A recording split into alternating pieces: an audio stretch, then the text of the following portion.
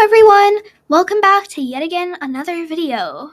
In this video, I'm going to be talking and teaching you, obviously, about dictionaries and range. So, what are we waiting for? Let's get started. So the first thing we're going to start with are dictionaries. Dictionaries are basically used for data value storage, like some of the other stuff that we've talked about in previous videos. If you'd like, please watch those videos before watching this one. Anyways, now we're going to start with this dict, and then we're going to make curly brackets. Then we're going to say name in quotes. I'm going to type crystal, and obviously we need to use the colon. And we need to and the reason why it's not right, and we're just going to type a couple of information. So the reason why it's not right after the curly brackets and instead below that is because this is a dictionary, so there's multiple stuff. And anyways, we're going to type channel crystals codeplay, obviously, and then we're going to type a random number, which is 24. So we're just going to show how this works. Now we're going to put up curly brackets at the end, and then we're going to print this dict. Now let's see if it works. So as you can see, there is an error, and the error is that we have to put a comma after everything except the last row called number. So now we're going to see and test if it works. Okay, and now it says name, crystal, channel, crystal's codeplay, and then number. Let me just make this a little bit smaller so I can show you guys the entire thing. Okay, name, crystal, channel, crystal's codeplay, and number 24. So basically, it's just showcasing all of the information that we asked it to put.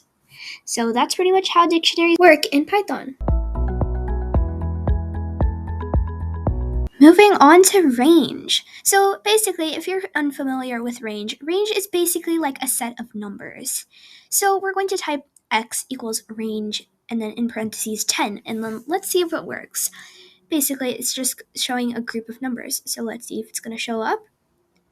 And we're going to print it, obviously, to show it up on the black screen.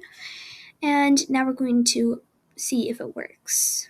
And okay, so it shows that the range is 0 and 10. So this kind of works, but we want it to show the entire range. So in order to do that, we're going to have to change the 10 to just two numbers separated by a comma. So we're going to say 1 and 10, and then we're going to print, but we're going to say list, and then we're going to put x in parentheses of that parentheses. And now we're going to play it and see if it works. Okay, so now it says range 1 and then comma 10, and now it shows the entire range from 1 to 9. So that means it doesn't include 10, but in order to include 10, we're going to have to make it 11. So 1 to 11. And now it shows 1, 2, 3, 4, 5, 6, 7, 8, 9, 10. So it shows all the numbers up to 10.